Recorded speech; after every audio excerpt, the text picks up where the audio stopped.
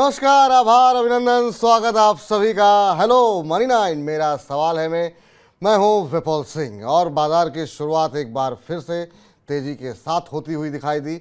और पहले कल ही हमने देखा कि 19,700 का स्तर टूटा और उसके बाद से आज हमने देखा 19,800 का स्तर भी टूटता हुआ दिखाई दिया।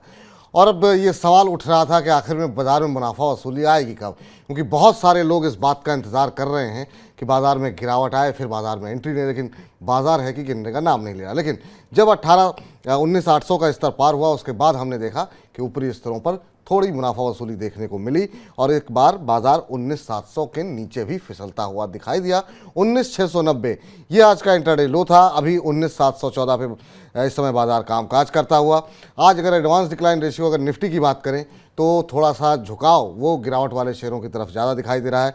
31 शेयर ऐसे हैं जहां की दबाव देखने को मिल रहा है और 18 शेयरों में बढ़त देखने को मिल रही है।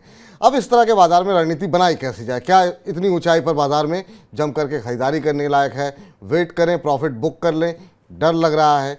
तमाम वो सवाल है जिनके उत्तर अगले 1 घंटे में हम तलाशेंगे। साथ ही साथ बहुत सारी खबरें हैं। अदानी ग्रुप की एजीएम आई है, कुछ सफाई दी गई है गौतम अदानी की तरफ से। क्या करना चाहिए अदानी समूह के शेयरों में, समझेंगे आज। इन्फोसिस क्यों चल रहा है, इन्फोसिस पे कुछ एक खबरें भी हैं, उस पर भी डिटेल में चर्चा करेंगे। बजिंग स्टॉक्स में भी हम बातचीत करेंगे कुछ एक ऐसे शेयरों की जहां पर काफ़ी मोमेंटम देखने को मिल रहा है। और साथ ही साथ आपके सवालों के जवाब तो होंगे ही होंगे। और आखिर में ठीक 1:45 बजे बात करेंगे, वाह क्या आईपीओ है, में एक और आईपीओ की, और ख़ासतौर से जो आईपीओ इस समय खुला हुआ है कल से, उसके मैनेजमेंट भी हमारे साथ मौजूद होंगी। तो तमाम विस्तार पूर्वक चर्चा करेंगे। लेकिन सबसे पहले रूबरू कराते हैं हमारे आज के खास मेहमान से।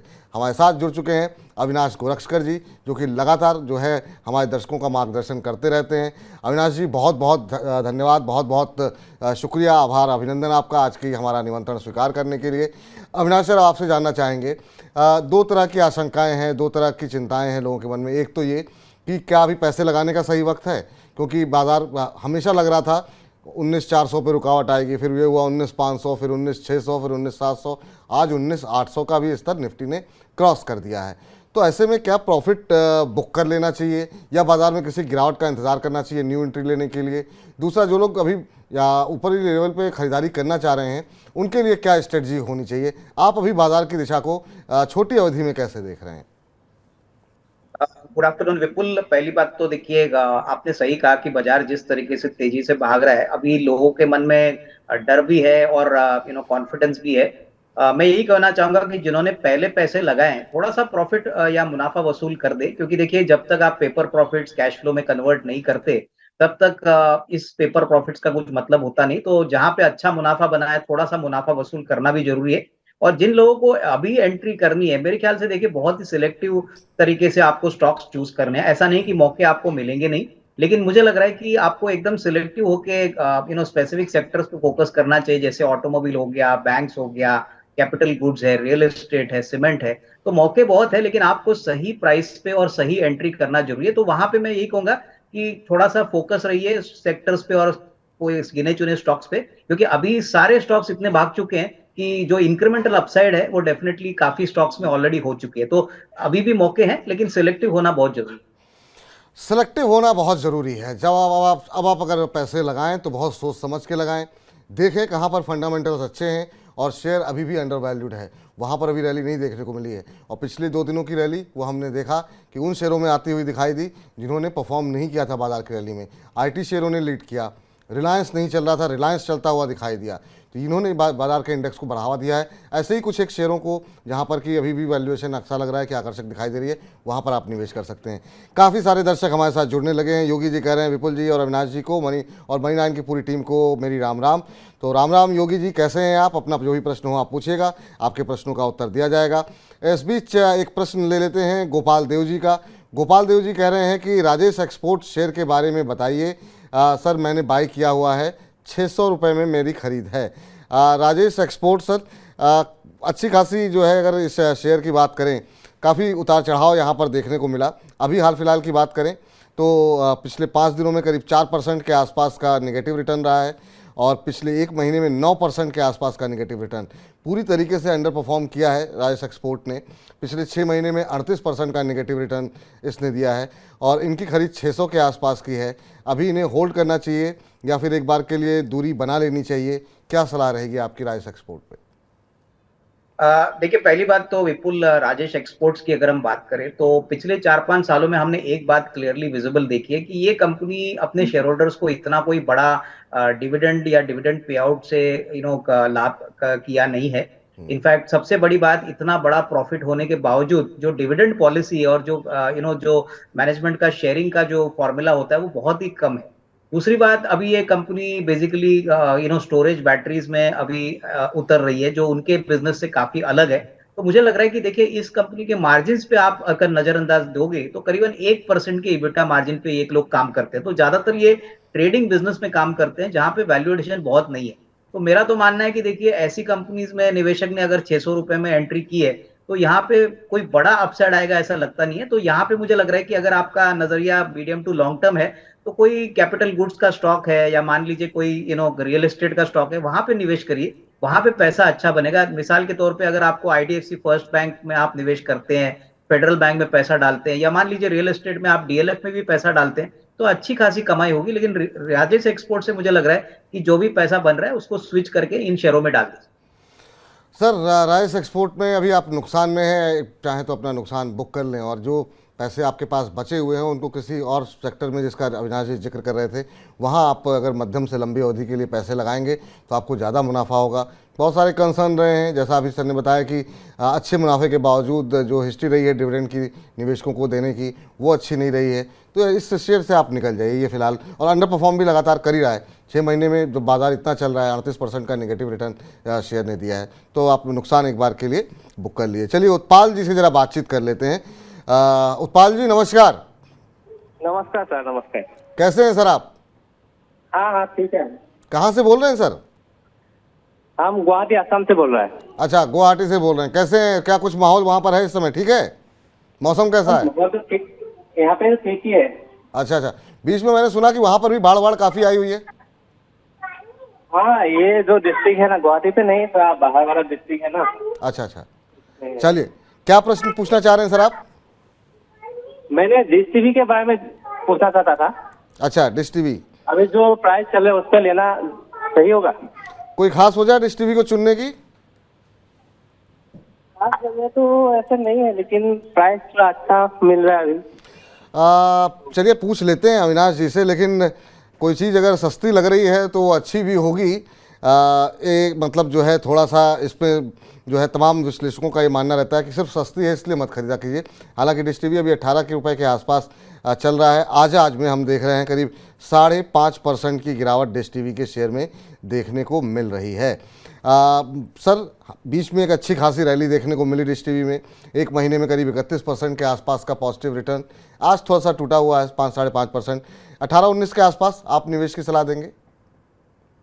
देखिए, अगर नजरिया कम से कम 1.5-2 साल का है तो डिश टीवी एक यूनिक प्ले है। पहली बात तो देखिए, ऐसे माने जा रहा है मार्केट में कि ये टेक ओवर कैंडिडेट है, और कोई बड़ा स्ट्रेटेजिक प्लेयर अगर यहाँ पे एंटर करता है तो इनके पास सबसे बड़ी बात है कि अच्छा कस्टमर बेस है। इनका जो ऑपरेटिंग प्रॉफिटेबिलिटी है वो तो काफी अच्छा है। इनके लिए एक ही दिक्कत थी कि इनका कर्जा जो बैलेंस शीट पे है वो काफी सिग्निफिकेंट है। प्लस जी ग्रुप के साथ इनका काफी इंटरलॉकिंग यानी काफी ट्रांजैक्शंस अटके हुए हैं। तो उस पॉइंट ऑफ व्यू से थोड़ी बहुत कमजोरी इनके फाइनेंशियल्स में हमने देखने को मिली है। तो अगर नजरिया 1.5-2 साल का है तो मैं समझता हूँ कि 15 और 18 रुपए में अगर आप निवेश करते हैं तो अगर होपफुली ये इवेंट अनफोल्ड होता है, यहाँ पे कोई नया स्ट्रेटेजिक बायर आता है, तो फिर आपको एक अच्छी री-रेटिंग देखने को मिलेगी। प्योरली प्राइस पे नहीं, बट ये इवेंट पे हमको लग रहा है कि री-रेटिंग आएगी। दूसरी एक बात, यहाँ पे येस बैंक के करीबन काफी बड़े मात्रा में शेयर्स है, तो वो भी इंतजार कर रहे हैं कि री-रेटिंग हो जाएगी तो वो भी निकल जाएंगे। तो मेरे ख्याल से ये सबके नजरे पे तो है, बट ये इवेंट जब अनफोल्ड होगा तभी आपको री-रेटिंग मिलेगी। तो सर, अगर 1-1.5 साल का नज़रिया है तो 15 रुपये पे, 18 रुपये पे आप बिल्कुल एंट्री कर सकते हैं। ये फिलहाल सलाह यहाँ पर निकल करके आती हुई। इस बीच चलिए जरा अगले दर्शक जो कि हमारे साथ यूट्यूब पे जिन्होंने अपना प्रश्न भेजा है, ऋषु जी का सवाल ले लेते हैं। ऋषु श्रीवास्तव जी का, इन्होंने 30,000 शेयर ले रखे हैं और ये शेयर इन्होंने लिए हुए हैं 16 रुपये 20 पैसे पे। अब ये कह रहे हैं कि कंपनी के रिजल्ट्स आए हैं और ये कंपनी जो है प्रॉफिट में आई है, क्या इस शेयर में क्यों गिरावट है? सर, कंपनी के रिजल्ट्स मुझे लगता है आपने ठीक से या तो देखे नहीं। कंपनी का जो प्रॉफिट है वो 6% के आसपास बढ़ा तो है, लेकिन ऐसा कुछ नहीं आया है कि मतलब जिसमें बहुत ज़्यादा उत्साहित करने वाले आंकड़े यहाँ पर दिखाई दिए हों। सर, हैथवे केबल के कह रहे हैं कि कंपनी घाटे से नुकसान में आई है, तो इन्होंने 30,000 शेयर ले रखे हैं 16 रुपये के भाव पर। आज 4.5% टूटा हुआ है। रिजल्ट्स कोई ऐसे नहीं है कि बहुत इंकरेजिंग हो, इन्होंने सिर्फ ये देख लिया कि कंपनी का मुनाफा 6% बढ़ा हुआ है। क्या कहेंगे ऐसे दर्शकों को सर? पैसे इनके हैं, खैर 1 रुपये के आसपास इनका नुकसान हो रहा है, यानी कि 30,000 शेयर हैं तो 30,000 रुपयों का नुकसान हो रहा है ऋषि श्रीवास्तव को। आपकी क्या सलाह रहेगी? ये देखिए, मुझे लग रहा है कि विपुल, पहली बात तो ऐसे शेयर्स में इतनी बड़ी क्वांटिटी एक्यूमुलेट करना वो शायद ठीक बात नहीं है। सिर्फ प्राइस के ऊपर आप शेयर बड़ी क्वांटिटी में मत खरीदिए। और दूसरी बात देखिए, जैसे आपने कहा कि नंबर्स इतने भी कोई उत्साहजनक नहीं है। 6% का प्रॉफिट ग्रोथ कोई बड़ा पॉजिटिव सरप्राइज नहीं है। हालांकि देखिए, ये कंपनी रिलायंस ग्रुप कंपनी है, ये रिलायंस के मैनेजमेंट ने अभी इस कंपनी को टेक ओवर किया है, लेकिन जो ग्रोथ नंबर्स आने की अपेक्षा थी उस ग्रोथ नंबर्स पे ये खड़े उतरे नहीं है। तो मेरे ख्याल से देखिए, आपका इतना बड़ा कैपिटल है, अगर आप कोई दूसरे शेयर में पैसा लगाते तो शायद आपको मिनिमम साल में 15-16% रिटर्न तो आपको मिलना चाहिए। तो मेरे ख्याल से मैं वही कहूंगा कि ऐसे सेक्टर्स और स्टॉक्स में पैसा डालिए जहां पे ग्रोथ मोमेंटम और अर्निंग्स ट्रेजेक्टरी काफी अच्छी है। तो यहाँ पे फेडरल बैंक देखिए, आईडीएफसी फर्स्ट देखिए, या टिपिकली अगर आपको प्राइवेट सेक्टर बैंक में आईसीआईसीआई बैंक अगर देखना है, छोटी क्वांटिटी खरीदिए लेकिन बड़ा मुनाफा बनाने का स्कोप यहाँ पे आपको मिलेगा। तो मेरे ख्याल से स्विच करना ही ठीक रहेगा। स्विच कर लीजिए सर, वो आपके लिए ज़्यादा बेहतर रहेगा। अभी 1 रुपये का नुकसान हो रहा है, कहीं ज़्यादा हो गया तो फिर दिक्कत होगी। कोई पॉजिटिव डेवलपमेंट होगी दोबारा आगे ले लीजिएगा, कोई ऐसी कोई बात नहीं है। क्योंकि अगर बहुत अच्छी चीज़ होंगी, कंपनी के फंडामेंटल्स में कोई बदलाव होगा, तो फिर निश्चित रूप से आपको मौके मिलेंगे यहाँ पर दोबारा एंट्री करने के लिए। तो ऋषि जी, यहाँ पे आप अपना नुकसान बुक कर लीजिए, ये आपके लिए फ़िलहाल सलाह निकल करके आती हुई। अनुज वर्मा जी का प्रश्न ले लेते हैं। अनुज जी परेशान हैं जेटीएल इंडस्ट्रीज़ को लेकर के, और ये कह रहे हैं कि जेटीएल इंडस्ट्रीज़ को क्या करंट लेवल पे ख़रीदा जा सकता है क्या? तो अगर अभी हम देखें अगर, तो जेटीएल इंडस्ट्रीज़ का जो भाव देखने को मिल रहा है वो इस समय सर चल रहा है, एक सेकंड में, जेटीएल इंडस्ट्रीज़ का भाव जो इस समय देखने को मिल रहा है वो चल रहा है 345 के आसपास, करीब 1.25% के आसपास की आज गिरावट है यहाँ पर। और पिछले 1 महीने की अगर बात करें तो 4-5% के आसपास का पॉजिटिव रिटर्न देखने को मिला है, लेकिन एक तरीके से अंडर परफॉर्मेंस ही देखने को मिली है सर। पिछले 6 महीने में 3-3.5% का नेगेटिव रिटर्न। फ्रेश एंट्री करना चाह रहे हैं आप अगर ट्रैक करते हो जेटीएल इंडस्ट्रीज? देखिए, JTL industries definitely longer term prospects अगर हम देखें तो अच्छी खासी कंपनी है। I think north India based company है, और हमने देखा है कि पिछले साल दैट इज FY23 के लिए इन्होंने अच्छा कामकाजी मुनाफा, कामकाजी रेवेन्यू रिकॉर्ड किया है। लेकिन शेयर बहुत तेजी से भाग चुका था, और अभी हमने जैसे विपुल जी ने भी कहा कि महीने भर में कोई बड़ा रिटर्न आया नहीं। मैं समझता हूं कि पहले क्वार्टर का रिजल्ट्स आने दीजिए, आपको फ्रेश खरीदारी करनी है तो बेटर इज आप फर्स्ट क्वार्टर के रिजल्ट्स का इंतजार करिए, मैनेजमेंट की कमेंट्री आने दीजिए, उसके बाद आपको थोड़ा सा एक प्रॉपर कन्विक्शन कॉल मिलेगा। और मुझे भी लग रहा है कि इमीडिएटली इसमें निवेश ना करें। शेयर मेरे ख्याल से Q1 के बाद ही एक अच्छा रीरेटिंग कैंडिडेट है, बट तब तक के लिए आपको थोड़ा सा इंतजार करना पड़ेगा। तब तक थोड़ा सा इंतज़ार कर लीजिए तो वो आपके लिए ज़्यादा सही रहेगा। तो ये फिलहाल राय निकल करके आती हुई। इस बीच योगी जी का प्रश्न आया है, और योगी जी कह रहे हैं सर वेरॉक इंजीनियरिंग पर अविनाश जी से अपनी सलाह दिलवा दीजिए, ये कहाँ तक जा सकता है? तो अगर कहाँ तक जा सकता है, पिछले 1 महीने में तो 4-5% के आसपास का अपमूव यहाँ पर देखने को मिला है। क्या सलाह रहेगी सर? ये अभी शायद इन्होंने एंट्री ली नहीं है या ली हुई है, ये बताया नहीं है। वेरॉक इंजीनियरिंग खाली ये जानना चाह रहे हैं कहाँ तक जा सकता है, शेयर सही है या सही नहीं सही है, कंपनी अच्छी है या नहीं है, अगर आप ट्रैक करते हो तो वेरॉक इंजीनियरिंग। देखिए, कंपनी तो काफी अच्छी है, बेसिकली ऑटो कंपोनेंट कंपनी है और लाइटिंग स्पेस में बहुत बड़ा काम करती है, नॉट ओनली इंडिया लेकिन यूरोप में भी इनके काफी बड़े इंटरनेशनल कस्टमर्स है। ये कंपनी में काफी दिक्कत हुई थी कोविड के बाद, और उसके बाद इन्होंने अपना एक डिवीजन भी बेचा है, तो उसके बाद अभी रिस्ट्रक्चरिंग के बाद ये कंपनी अभी काफी वेल पोजिशन्ड है ग्रोथ के लिए। लेकिन अगर आपको खरीदना है तो मैं समझता हूँ कि थोड़ा सा इंतजार करिए। देखिए, बाजार में ये शेयर बहुत तेजी से छोटे समय में चला है, तो इसलिए मुझे लग रहा है कि आपको इमीडिएटली जल्दबाजी इसमें से खरीदना नहीं चाहिए, थोड़ा सा इंतजार करिए। हो सकता है कि जून के क्वार्टर के बाद आपको थोड़ी और क्लैरिटी मिलेगी, बट इसमें कोई डाउट नहीं कि FY24 पिछले साल के हिसाब से काफी अच्छा रहेगा। तो बाय ऑन डिक्लाइन का ही मैं आपको एडवाइस दूंगा, इसमें कोई डाउट नहीं कि कंपनी अच्छी है, प्रोडक्ट्स अच्छे हैं, बट एट दिस प्राइस थोड़ा सा वैल्यूएशन कंफर्ट नहीं है, थोड़ा सा महंगा लग रहा है। थोड़ा सा गिरावट अगर स्टॉक में आती है तो तभी खरीदने का मौका बनेगा, तब तक मेरे ख्याल से आप इसको रडार पे रख सकते हैं। चलिए, तब तक आप अपने रडार पे रख सकते हैं, ये फिलहाल आपके लिए सलाह निकल करके आती हुई। इस बीच तमाम सारे दर्शक हैं, कुंदन जी हैं, इसके अलावा ज्ञानचंद कुमार जी हैं, तमाम दर्शक हैं। सर, आप सबके प्रश्न लिए जाएंगे तो थोड़ा सा धैर्य रखिए, एक एक करके ही जो है अविनाश सर जो है अपनी टिप्पणी दे पाएंगे। लेकिन हाँ, अपने प्रश्न आप लगातार पूछ सकते हैं और सीधे आप जुड़ना चाह रहे हैं, बातचीत करना चाह रहे हैं, वो माध्यम भी खुला हुआ है। आप सीधे हमारे साथ जुड़िए और अविनाश जी से प्रश्न पूछना चाह रहे हैं 9311211874 ये हमारा व्हाट्सएप नंबर है, जिसके ज़रिए आप हमसे सीधे बातचीत कर सकते हैं, अपना कोई भी प्रश्न जो है वो डिस्कस कर सकते हैं। आप विस्तारपूर्वक अपना बस प्रश्न भेजिए। आपने कितने शेयर ले रखे हैं, कौन सी कंपनी के शेयर ले रखे हैं, किस भाव पे ले रखे हैं, नज़रिया आपका क्या है, शॉर्ट टर्म का है, मीडियम टर्म का है, लॉन्ग टर्म का है, ये डिटेल के साथ अगर आप बताएंगे तो उतनी ही विस्तृत रूप से हम आपके प्रश्न का उत्तर भी देंगे।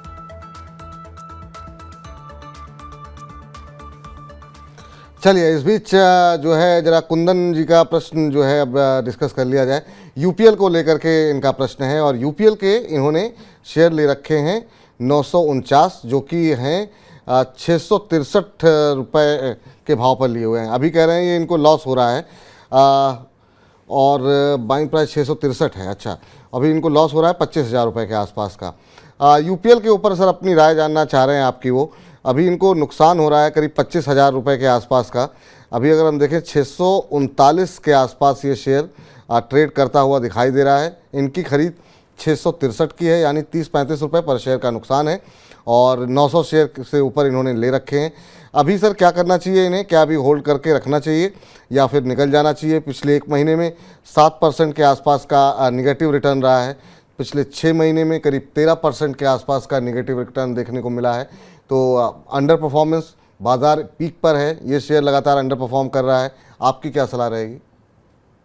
देखिए, पहली बात तो विपुल, यूनाइटेड फॉस्फोरस का अंडर परफॉर्मेंस इसलिए है क्योंकि not only United phosphorus but सारे एग्रोकेमिकल कंपनीज आप अगर दिसंबर क्वार्टर से देखोगे तो काफी चैलेंजिंग टाइम से गुजर रहे हैं। इनफैक्ट एकमात्र कारण जो है वो डोमेस्टिक मार्केट में इन्वेंट्री काफी बढ़ गई थी, सेलिंग प्राइसेस एग्रोकेमिकल्स के काफी घटे थे। तो इसका जो नेगेटिव सरप्राइज था वो सारी कंपनीज को भुगतना पड़ा और उसमें यूपीएल को भी डेफिनेटली नेगेटिव सरप्राइज मिला। हमको लग रहा है कि शायद जून का क्वार्टर भी आपको ऐसा ही नरम क्वार्टर देखने को मिलेगा, लेकिन काफी समय के बाद इंडस्ट्री में अभी इन्वेंट्री का जो क्लीन अप है वो कंप्लीट हो चुका है। सितंबर का क्वार्टर हमको लग रहा है काफी अच्छा होगा। और दूसरी बात जो यूनाइटेड फॉस्फोरस यानी यूपीएल के लिए जो लागू है वो है कि इनका बड़ा बिजनेस यूरोप और लैटिन अमेरिका से आता है। तो हमको लग रहा है कि देखिए, एक्सपोर्ट मार्केट तो अभी काफी अच्छा कर रहा है, प्लस इनके जो प्रोडक्ट्स है वो काफी वेल एस्टेब्लिश्ड है। तो मुझे लग रहा है कि देखिए, अभी फिलहाल पैनिक मत होइए, लॉस में पोजीशंस मत काटिए। अगर आपका नजरिया 6 to 12 मंथ्स का है तो मुझे लग रहा है कि बाउंस बैक भी काफी तेजी से होगा, लेकिन सितंबर के बाद ही आपको एक रिकवरी देखने को मिलेगी।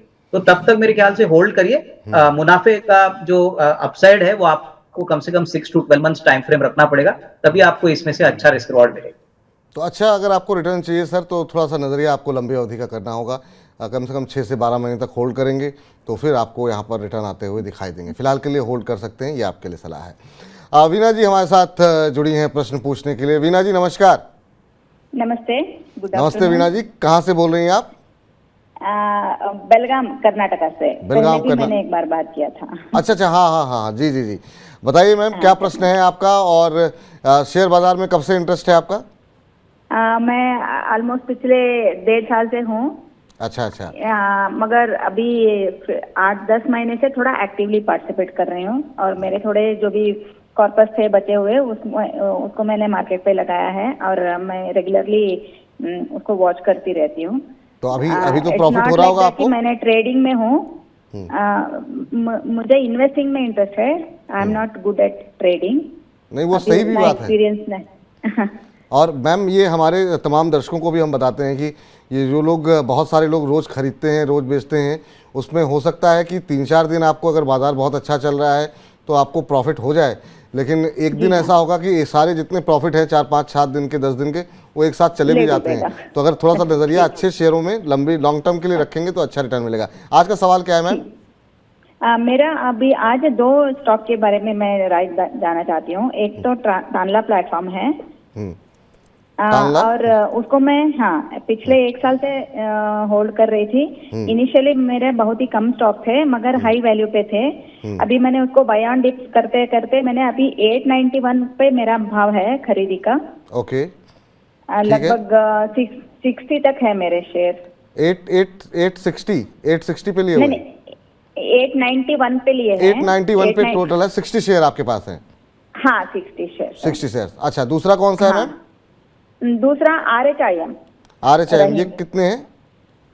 इसके भी मेरे पास 81 शेयर्स है। मेरा बाई एवरेज प्राइस है 712। 712।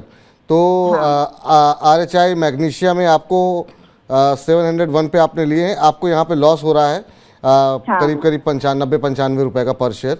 और यहाँ पे आपको तांला में प्रॉफिट हो रहा है, आपने 690 के आसपास लिए हैं और अभी यहाँ पर 1100 शेयर। आपका आउटलुक क्या है, कितने समय तक होल्ड कर सकते हैं इन दोनों को?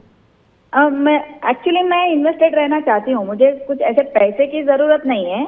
मेरा कंसर्न यही है कि तांला अभी मैंने एवरेज करते करते मैं अभी 1 महीने 1.5 महीने में जो बढ़ गया ना रेट, तब मैं प्रॉफिट में आ गई हूँ, तब तक मैं लॉस में थी।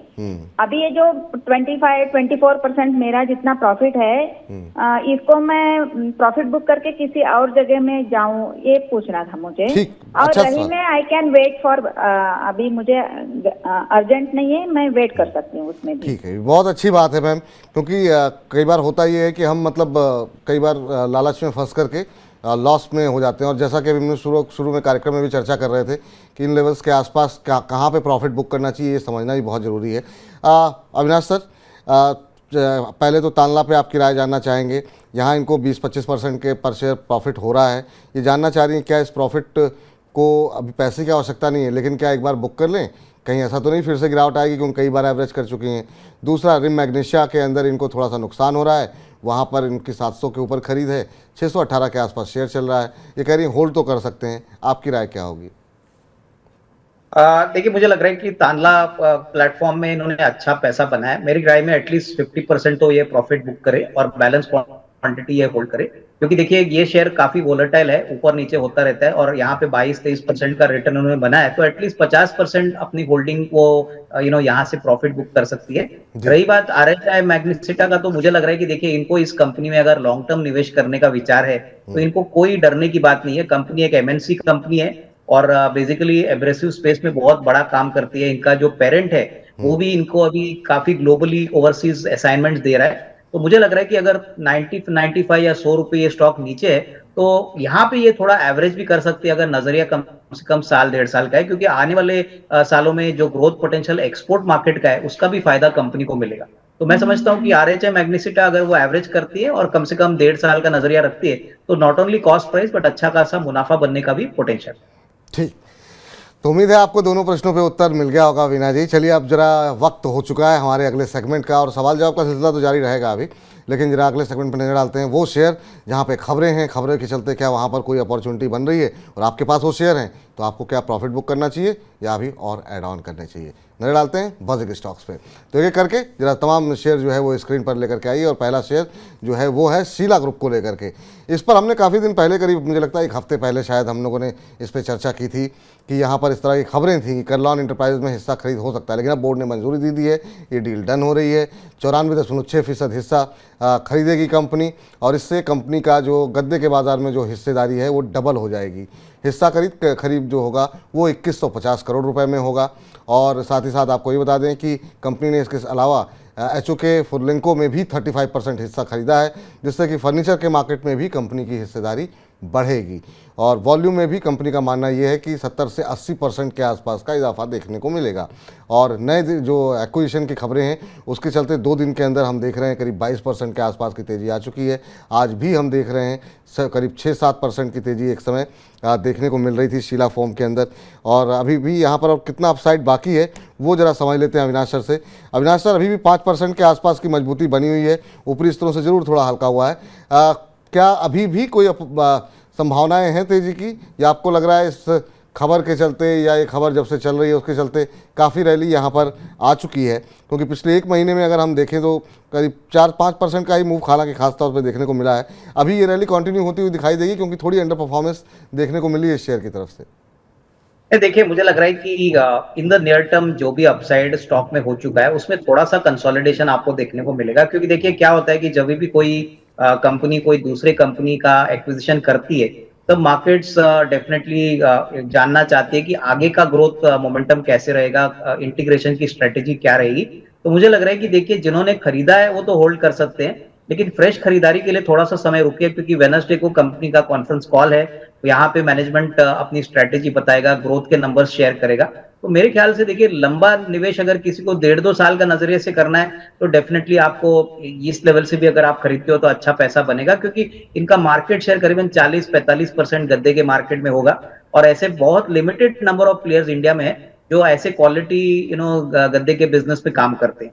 तो ये एक बहुत अच्छा मूव है, लेकिन अगर लॉन्गर टर्म के लिए भी खरीदना है तो मेरे ख्याल से थोड़ा सा एक्साइटमेंट को और थोड़ा सा स्टॉक को कंसोलिडेट होने दीजिए, और निचले लेवल पे अगर आपको ये स्टॉक मिलता है तो आपका रिस्क रिवॉर्ड शायद अच्छा रहेगा। तो फ्रेश बाइंग थोड़ी सी कॉशियस तरीके से करिए, जिनके पास है वो होल्ड कर सकते हैं। जिनके पास है वो होल्ड कीजिए, अभी यहाँ पर जो है बने रहिए शेयर के अंदर।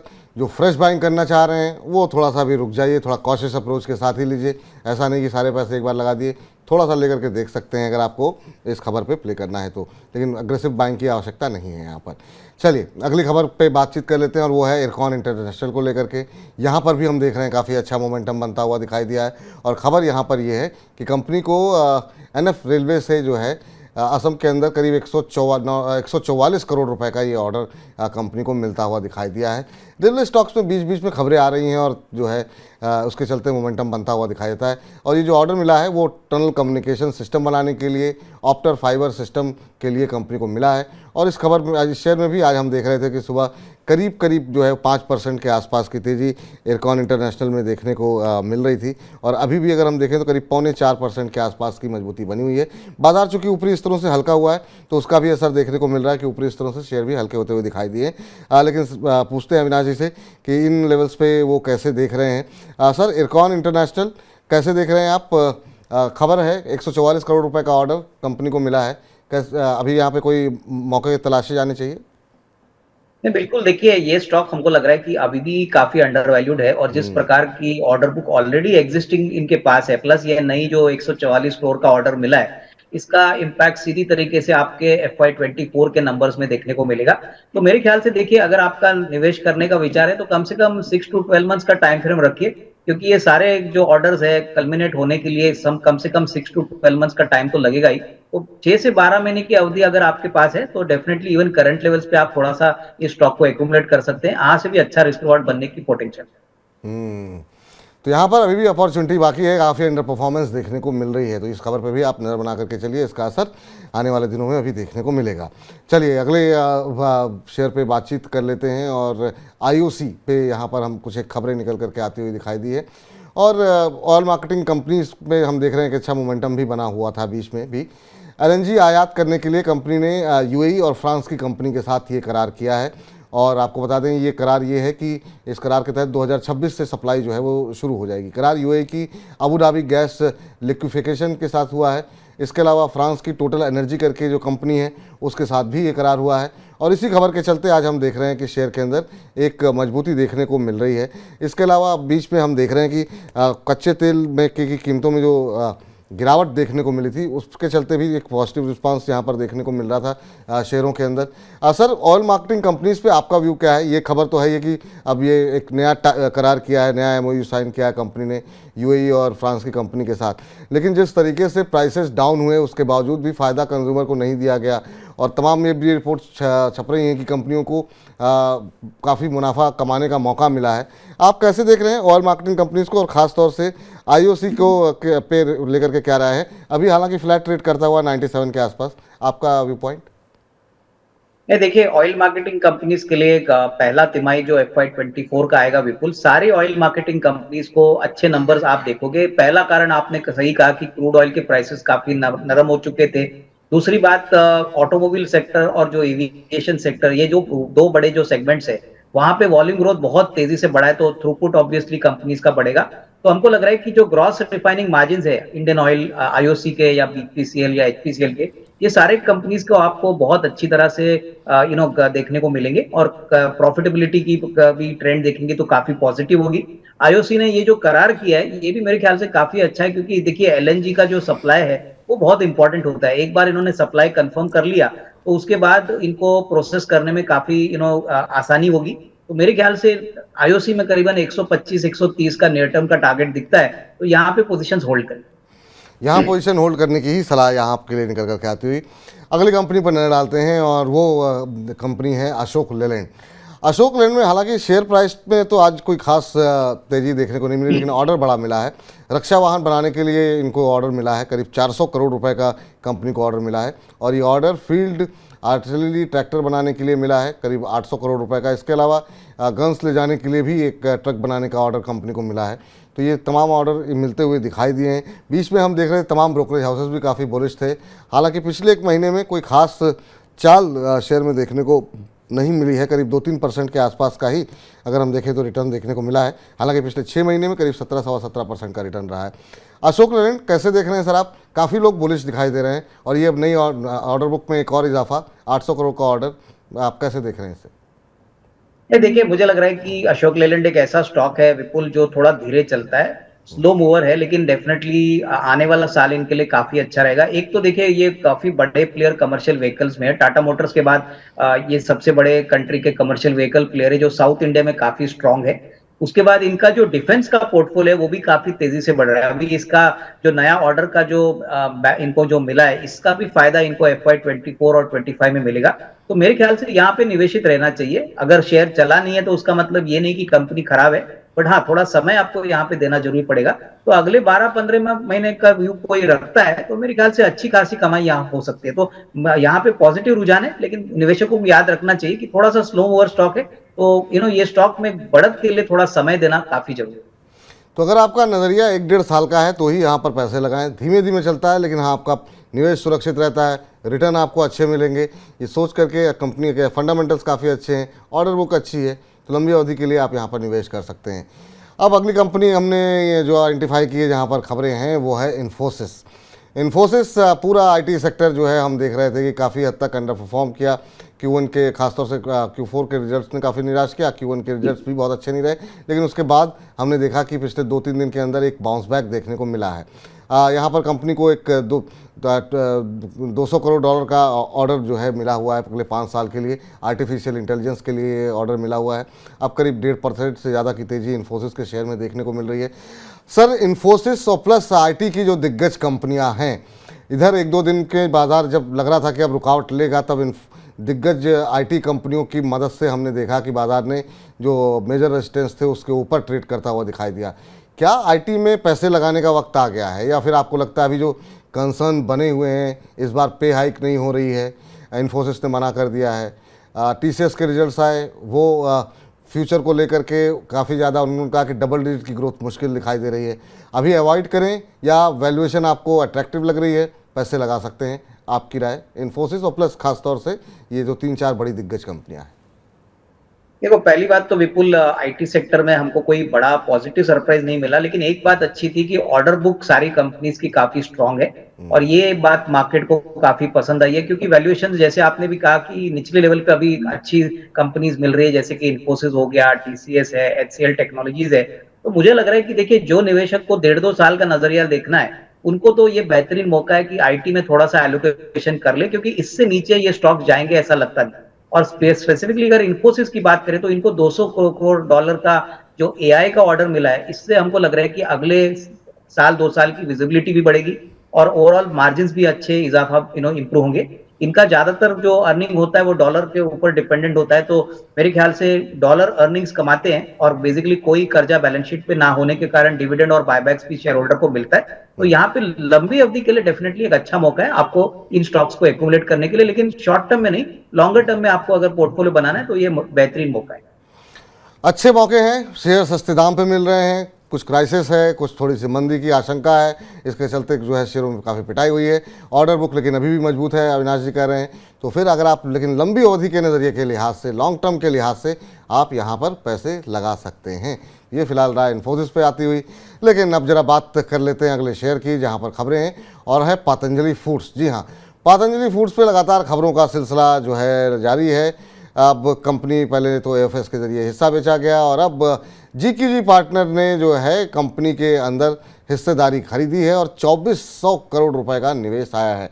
हालांकि शेयर में कोई खास हमने देखा कि कोई खास असर नहीं पड़ा है। OFS के ज़रिए ये शेयर खरीदे गए हैं, 2.15 करोड़ शेयर खरीदे गए हैं GQG की तरफ से। तो यहाँ पर एक बड़ी खबर, यहाँ पर पतंजलि, अब तक वो GQG पार्टनर को हम जानते थे अदानी समूह के माध्यम से कि वहाँ पर वो लगातार जो है जब जब ज़रूरत पड़ रही थी अदानी ग्रुप को GQG पार्टनर हिस्सा ले रहा था। सर, एक नया डेवलपमेंट, पतंजलि फूड्स में भी GQG पार्टनर्स ने 2400 करोड़ रुपए निवेश किया हुआ है, आप कैसे देख रहे हैं और ओवरऑल पतंजलि फूड्स पे आपकी राय? बिल्कुल, देखिए मुझे लग रहा है कि ये जो डेवलपमेंट है GQG पार्टनर्स का, वो बहुत ही पॉजिटिव है, क्योंकि देखिए नॉर्मली ऐसे बड़े निवेशक जब कोई भी कंपनी में निवेश करते हैं तब वो शॉर्ट टर्म के लिए नहीं बट लॉन्गर टर्म के लिए कंपनी के ग्रोथ जर्नी में पार्टनर्स होते हैं। तो डेफिनेटली अच्छी बात है। मुझे लग रहा है कि ये जो प्राइसिंग हो गई है, इन्होंने 2400 करोड़ जो डाला है, मेरे ख्याल से मार्केट उसको बहुत क्लोजली वॉच करेगा। रही बात बिजनेस पोटेंशियल को लेके, तो ओएफएस के टाइम पे बाबा रामदेव जी ने क्लियरली कहा है कि बहुत सारे नए प्रोडक्ट्स को इंक्लूड करना चाहते हैं और अपनी स्केलेबिलिटी बिजनेस का बढ़ाना चाहते हैं। तो अगले 1.5-2 साल का जो रोड मैप है उन्होंने बहुत अच्छी तरह से बनाया है। मुझे लग रहा है कि अगर ये रोड मैप वो प्रॉपरली एग्जीक्यूट करते हैं तो इस लेवल से भी अच्छी री रेटिंग स्टॉक में आपको देखने को मिलेगी। और कहीं ना कहीं हमको लग रहा है कि यहाँ पे अभी इंस्टीट्यूशनल इन्वेस्टर्स भी काफी आकर्षित हो रहे हैं, क्योंकि इतना बड़ा इंस्टीट्यूशनल एम्पायर ऑलरेडी आ चुका है। तो डेफिनेटली इसमें एक निवेश बनता है, बट लंबा नजरिए से, शॉर्ट टर्म में नहीं, बट कम से कम साल 1.5 साल का नजरिया है, तो ये बिजनेस डेफिनेटली अच्छी तरह से रीरेट होगा। तो निश्चित रूप से अगर आप भी यहाँ पर निवेश करते हैं तो लंबी अवधि का नज़रिया बना करके चलिए, तो आपको यहाँ पर अच्छे रिटर्न आते हुए दिखाई देंगे। तो ये बात रही बजिंग स्टॉक्स की, लेकिन एक सेक्टर, माफ़ कीजिएगा, एक ग्रुप ऐसा है जो कि लगातार हम देख रहे हैं बजिंग स्टॉक्स बना हुआ है, खबरें काफ़ी ज़्यादा हैं। और सर, आज अदानी ग्रुप की AGM हुई और एक बार फिर से हमने देखा कि गौतम अदानी की तरफ से सफाई दी गई और उन्होंने कहा कि पूरा मामला जो है 2005 से 2015 के बीच का था। उस समय की तरफ जो भी जांच की गई उसमें हमको पूरी तरीके से निर्दोष पाया गया और मुझे ग्रुप को बदनाम करने के लिए पूरा मतलब जो है मलिशियस तरीके से आरोप लगाए गए। आप कैसे देख रहे हैं सर? एक और डेवलपमेंट रहा अदानी टोटल गैस को लेकर के कि यहाँ पर कंपनी नोएडा के अंदर जो है वो CNG सप्लाई के लिए उसको उन्होंने बिड किया था, वो कैंसिल कर दिया गया है। काफ़ी सारी न्यूज़ हैं अदानी समूह को लेकर के। ओवरऑल अदानी ग्रुप पे आपकी राय, अदानी पोर्ट, अदानी टूकी अब टोटल गैस को लेकर के जो डेवलपमेंट है उसको लेकर के, अदानी समूह को लेकर के आपकी अभी क्या राय है?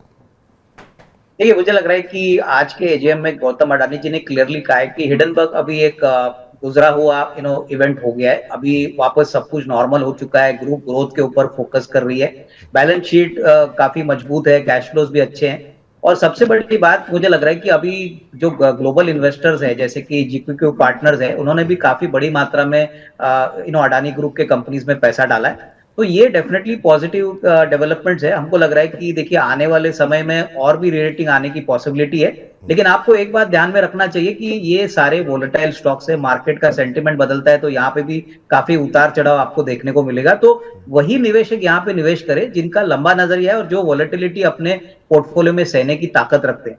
रही बात स्टॉक्स के ऊपर, तो विपुल हमको अडानी पोर्ट्स, अडानी विल्मर और अडानी एंटरप्राइजेस काफी पसंद है, क्योंकि वैल्यूएशन कंफर्ट अभी भी काफी है, ग्रोथ पोटेंशियल तो अच्छा है ही, लेकिन जिस लेवल पे अभी ये आए हैं ऊपरी लेवल से, यहाँ पे अच्छी खासी री रेटिंग की पॉसिबिलिटी रहेगी, लेकिन again from a long term point of view.